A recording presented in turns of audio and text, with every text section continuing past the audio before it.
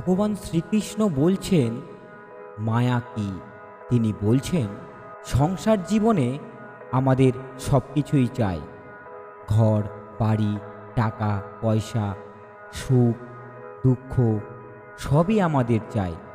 তাই ভগবান বলছেন আমায় ছাড়া যা তুমি দর্শন করছো, যা তুমি শ্রবণ করছো, যা তুমি ঘ্রাণ নিচ্ছ, বা যা কিছু মনে পড়ছে তোমার, এরা সবই হলো মায়া।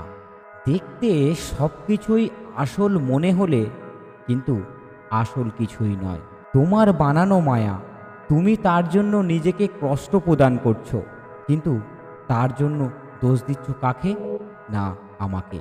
একটু ভালো করে চিন্তা করে দেখো তো, যা তুমি দোষ দিচ্ছ আমায়, সে কি এই কারণের জন্য সত্যিই আমি দোষী?